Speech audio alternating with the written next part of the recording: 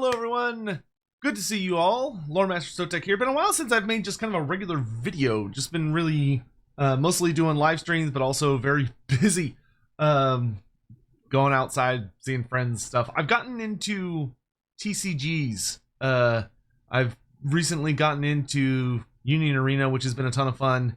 And then of course the Riftbound came out, and that's proving to actually be really enjoyable if you can freaking find it. Anyway, we've got news here today for Total War, as we are approaching the start of the cycle from all the things for 7.0. We have the last hotfix coming out tomorrow, so we're just gonna go over the article and check out everything that's in it. This is the fourth hotfix they've put out pretty rapidly. I think we've had a hotfix almost every 2 weeks-ish.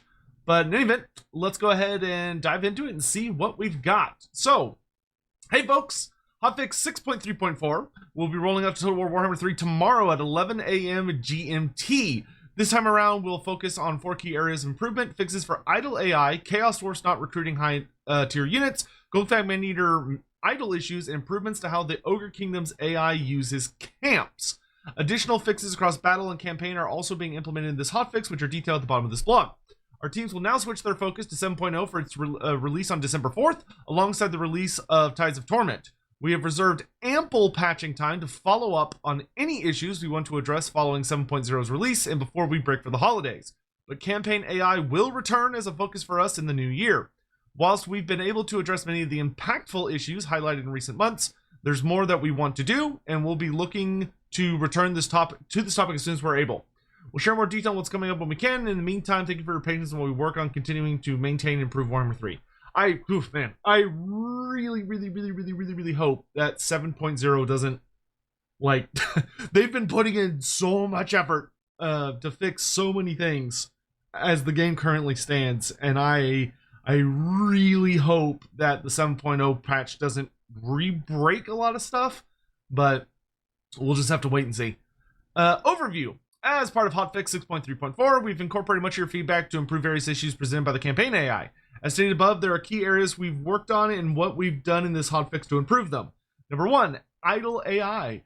Worked on implementing changes that deprioritize defensive behavior, which should stop the AI from being idle or clumping up around settlements. Number 2, Chaos Dwarfs inconsistent high-tier unit recruitment. We've overhauled the decisions making on using armaments and tweaked unit values and army templates to make campaign AI recruit fewer low-tier units, the Orc and Goblin slaves. And then number 3, Golgfag Maneater's idle issues. We've given him a decided task management profile, aka to-do list, so that the campaign AI plays him the same way as other Ogre Kingdom subfactions. And number 4, campaign AI's usage of Ogre camps. We focused on viable fixes for camps not upgrading and the meat economy not working as they should, with further fixes for additional uses identified and in the pipeline.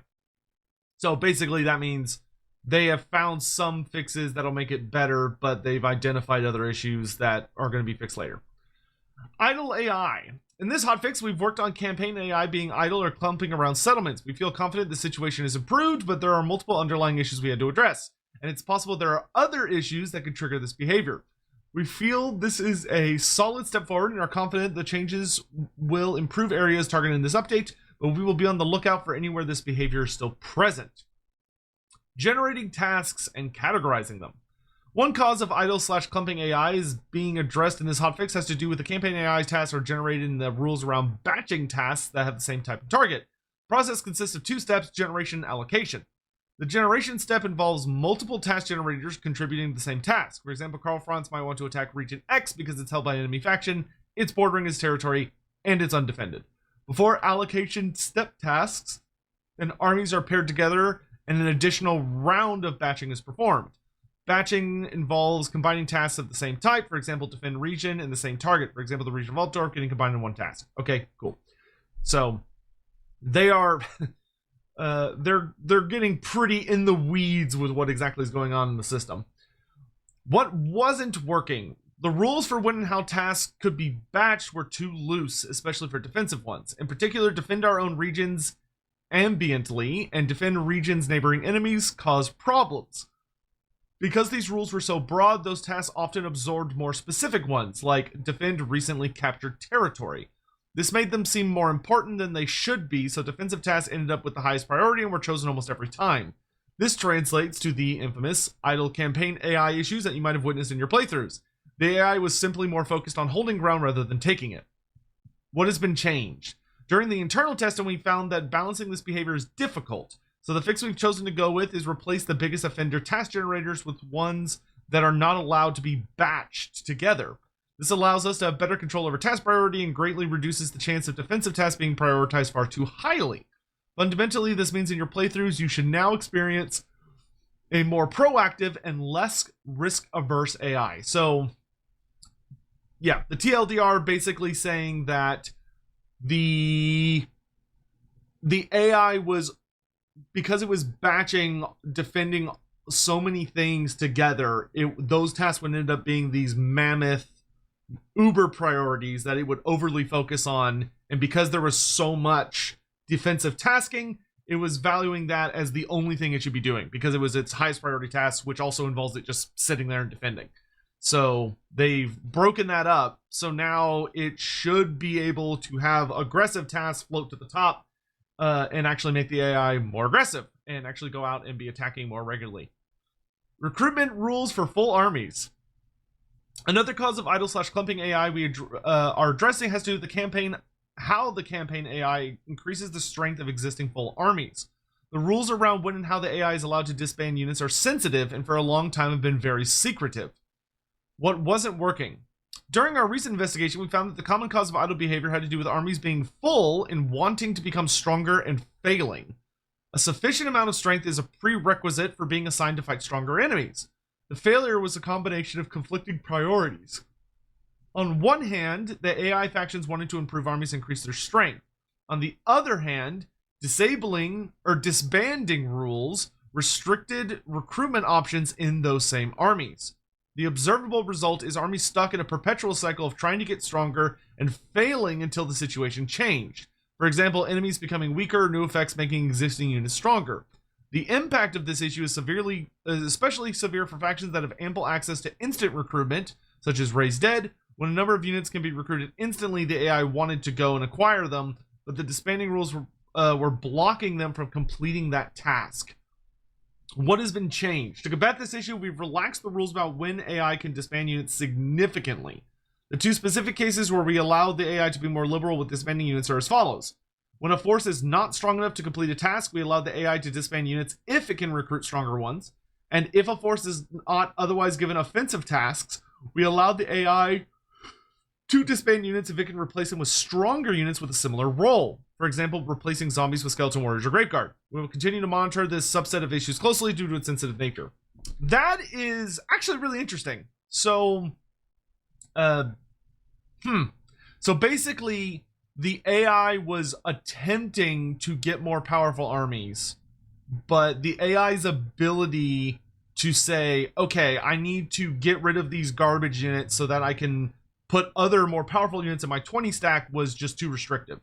So the AI refused to attack the player or another faction because it didn't have an army that could do it, but it couldn't break down the armies that it had in order to make them strong enough to then go and attack. Okay, so now the AI should have a much easier time being able to disband. I'm going to be really interested to see the effects of this. I'm going to be very interested to see the effects of this as far as how good is the AI going to be at being able to actually dump units that it doesn't want, replacing them, and still managing to have like good 20 stacks. This is going to be very interesting. Number 3, vampire count specific changes.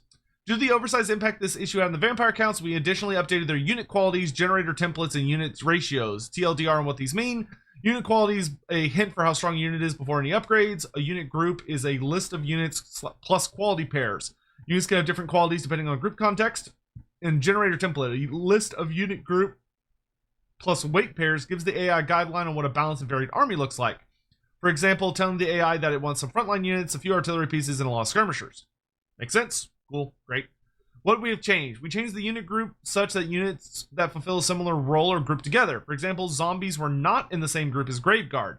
making that replacement significantly less likely to happen. Update unit qualities to better reflect the relative performance of units in the same group. And we changed unit group ratios to reflect the changes made to unit groups to incentivize the AI to stick to balanced and varied army compositions. Please note before playing, we are aware that the Vampire Coast factions are impacted due to having access to instant recruitment. It's on our radar. Okay, so basically, Vampire Count armies should look significantly better, and you should be far less likely to just see zombie skeleton stacks. You're more likely to see them taking much higher quality units. However, the Vampire Coast are going to have to get this update in a later patch. Seems to be what that is. Chaos Dwarfs. Inconsistent high tier unit recruitment. Upon further review, the Chaos Dwarfs were recruiting higher tier units, but doing so very inconsistently.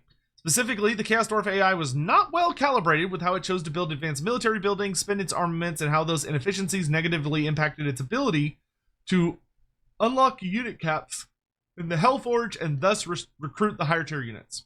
Yeah, so it was running into issues with the unit caps. What we changed: construction. We have increased construction priority on advanced military, so the Chaos Dwarf factions focus more on getting these buildings constructed as soon as possible. In addition, we have decreased construction priority in major settlements for the Hobgoblin chains. We found instances where this is still the case. This was insufficient, as major settlement slots should be utilized to get advanced military buildings instead. Unit qualities and army template adjustments. We have reduced the unit quality, which is the numbers the AI uses to evaluate the power of a unit for purposes of recruitment, on Goblin laborers and Orc laborers, so the AI will recruit fewer of these units where possible, and increase the unit quality on the Chaos Dwarf type units. We've also updated the Chaos Dwarf army templates, which define, the type of units. We talked about this earlier, to focus on lower tier units less and more emphasis on warriors. And we've also fixed bugs where the Chaos Dwarf army template had unit group types in them that weren't included on the Chaos Dwarf roster. That's interesting. Oh, but yeah, okay, those would be notable bugs. Okay, interesting. So it was attempting to recruit things it didn't even have access to. Well, that's okay. That would explain a lot. The Hellforge. We've overhauled the AI decision model on how the AI uses the Hellforge Armory and Hellforge Manufactory. We've made the unlocking of unit caps through the Hellforge Armory a more granular, progressive progress that is more in line with how the advanced military buildings are constructed. We've also raised the threshold of armaments at which the AI starts using the Hellforge Manufactory when it starts to use the unit upgrades. Okay. Before, it was starting to use such upgrades way too early, even when it didn't have a considerable amount of relevant units actually recruited. The intent here is to improve the usage of armaments resource by delaying when the AI starts to use/apply unit upgrades, and this will allow the AI to actually use them more efficiently. Okay. I mean, yeah, to be fair, teaching the AI to play Chaos Dwarfs, I could see would be challenging. There's a lot going on in a Chaos Dwarf campaign, and you're having to weigh a lot of really important resources that being able to afford them changes dramatically on how your armies are even built and designed. So the idea that the AI was struggling with that is not very surprising to me, because that is a really fucking complicated thing for the AI to be dealing with on top of all of the other crap that it's already doing. We've also updated the AI decision making model for the Hellforge Armory unit cap unlocks to apply more unlocks per turn if it has enough armaments resource. Before, this was capped at only 1 unit unlock per turn, which was very limiting. It is necessary to allow the AI to unlock the unit caps faster if it finds itself in a situation where armaments resource is abundant. Huh. That's really interesting to me, because I always assumed that the AI just kind of cheated when it came to how it would deal with the unit caps and resources like armaments and such. The fact that the AI is actually needing to utilize these systems is genuinely surprising to me. Please note before playing. Please note that the above changes are aimed at getting the Chaos Dwarf AI to recruit higher tier units more efficiently, and from a player perspective, this should only be noticeable really from turn 20 upwards, with the results being more starkly noticeable the further you are in the campaign. Our internal testing indicated roughly a 25% increase in Chaos Warriors recruitment and approximately 150% increase to Inferno Guard recruitment. Note that these averages are across entire 150 turn campaigns, and the player experience will be representative of these numbers going from turn 50 onwards. While these changes take effect on any campaign, including already ongoing campaigns, a new campaign is necessary to maximize the impact of these changes and to provide the intended experience. Note that we have not touched any core economy functionality for the Chaos Dwarfs. We've only changed the AI decision making no artificial boosts were given. I will say you could tell they're very dearly trying to give everyone as many, like, okay, you're gonna need to do this and this and this and this in order to see the effects. Like, really make sure that you start a fresh campaign and you're at the appropriate distance in the campaign before you start seeing, like, looking for the effects. They're really trying to explain, like, as much as they can here. I think to just try and give as much information as possible, because I do think having the information helps. I don't think everyone necessarily takes the time to read through it, which is a shame, but I do think, I just think it's genuinely interesting, but B, hopefully for people that are, like, really wanting to get to the brass tacks of, like, what's causing this issues, how can they be solved, why haven't they been solved, this can provide a lot more context. Because holy moly, AI shit's whack. Ogres with Golgfag Maneater. We've identified issues with Golgfag's initial AI setups that were giving the AI directives that were not feasible, giving his location and unconventional design, resulting in too passive behavior, and have addressed this in the following ways. Which is kind of crazy to me, because, like, whenever in my campaigns, like, Golgfag tends to be fucking terrifying. Like, not usually against me specifically, but he usually takes over, like, a hefty chunk of the Empire. We have created a dedicated task management profile for Golgfag so he can generate tasks like the rest of the Ogre Kingdom factions. He was before defaulting to a regionless TMS profile that was debilitating when comboed up with his unconventional start position configuration, being that he had no settlement, no starting enemy. We have updated his region hints profile to focus on Nordland up to turn 50 and after to expand if possible into the Southern Oblast. Oh dear.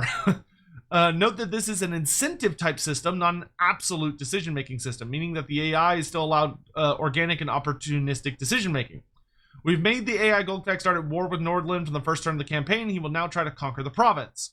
We have added decision making profiles / behaviors to AI Golgfag so you can use the unique ogre figures. Okay, so he should be a lot more interesting at the very least.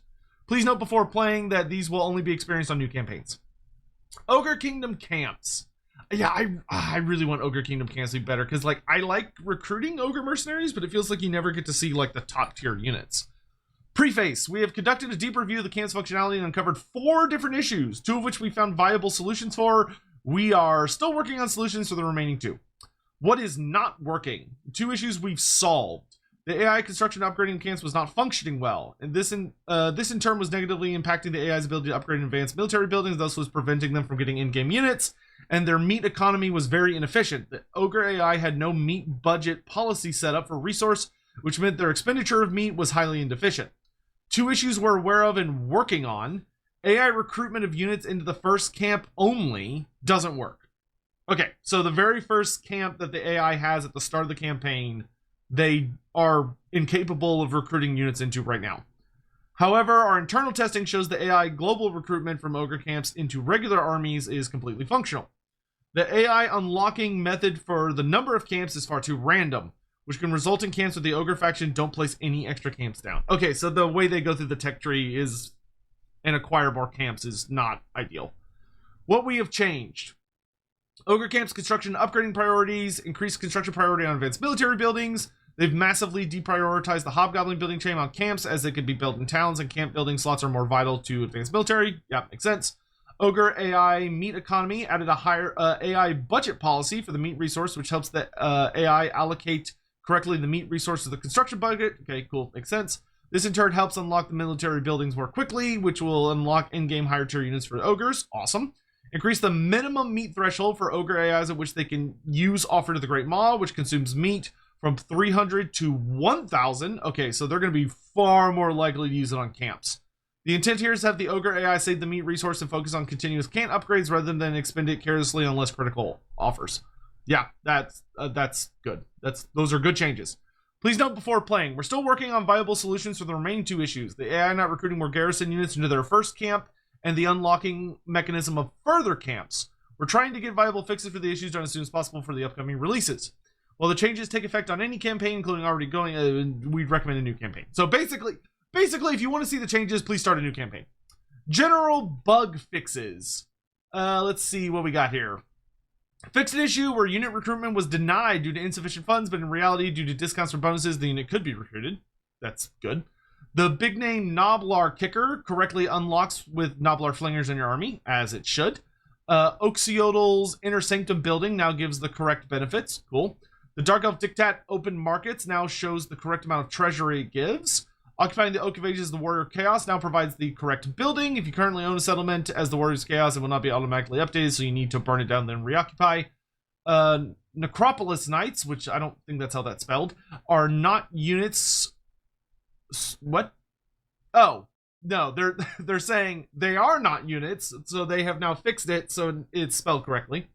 The Lizardman's Sanctum of Quintex, which is also for Oxiodal, now correctly states its faction-wide growth, so it's now 10-15-20 rather than 10-15-10. Okay. Krokgar's unique source chain now actually correctly applies the faction-wide recruit rank for Scar veterans. Fixed an issue where Orc Boar Boys were not able to be recruited in some instances. Iron Man mode now autosaves when a mission is issued, which will protect progress in multi-stage missions. You may see more autosaving as a result of this. Fixed missile strength modifiers not being used by auto-resolve calculations. Interesting. The building Warband Camp no longer provides defensive supplies as it was not doing anything. The Skull Wand of Kaloth can now be equipped by Savage Orc Great Shamans. Thank you. That was... I remember reporting that one several times. Cave Painter can now be equipped by Golgfag Maneater, Camp Tyrants, and Paymasters.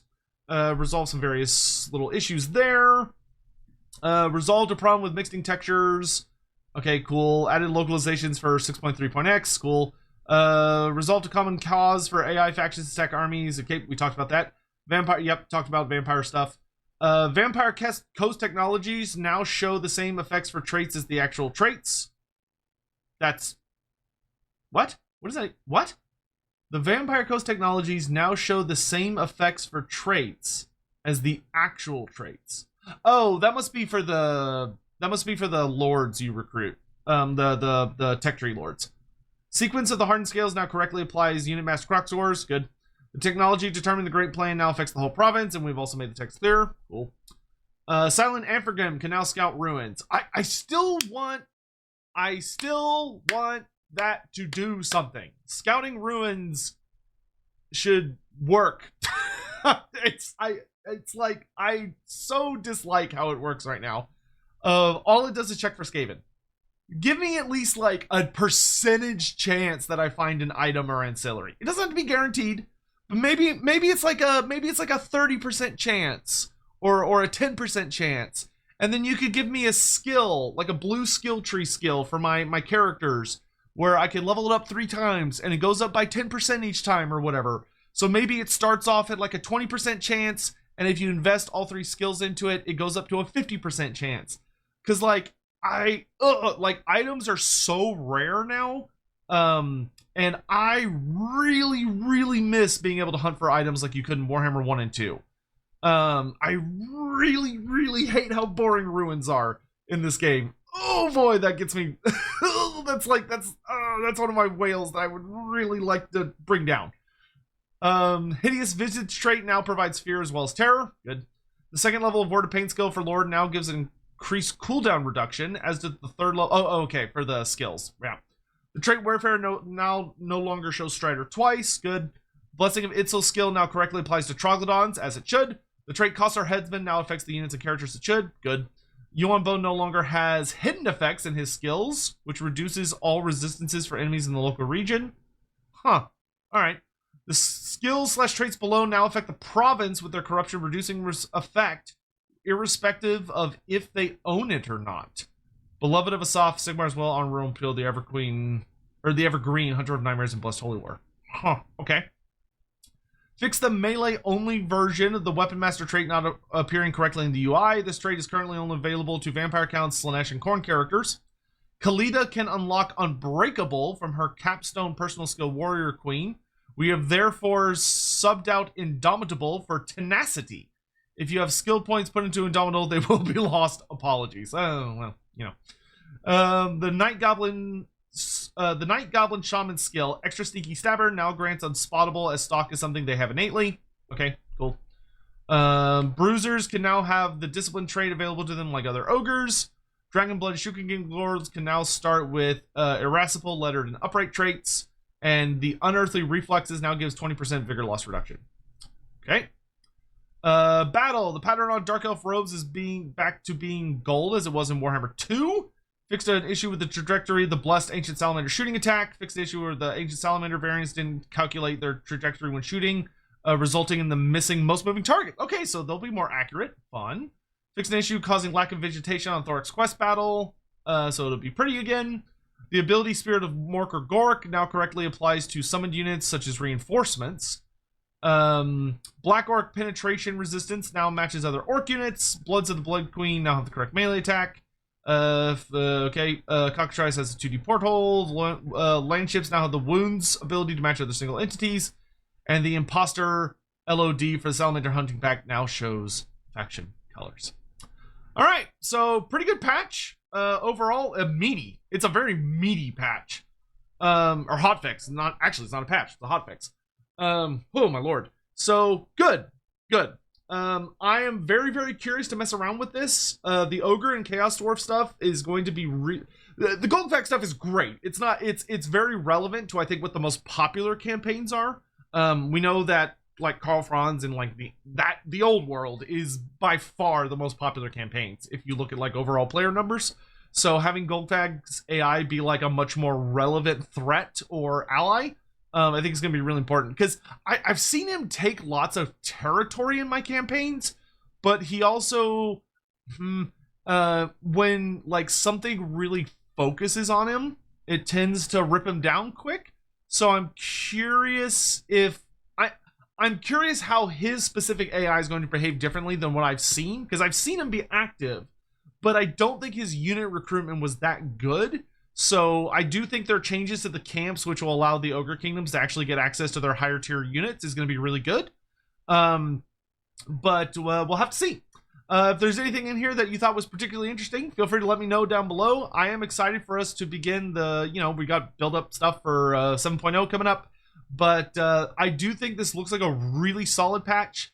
All of the hotfixes have been pretty hefty over the last month and a half, or 2 months now, I think. But overall, good stuff. I am happy to see it. I'm really glad. I really hope that 7.0 just sticks the landing with a perfect 10, like no knee buckling or waving or falling on its face.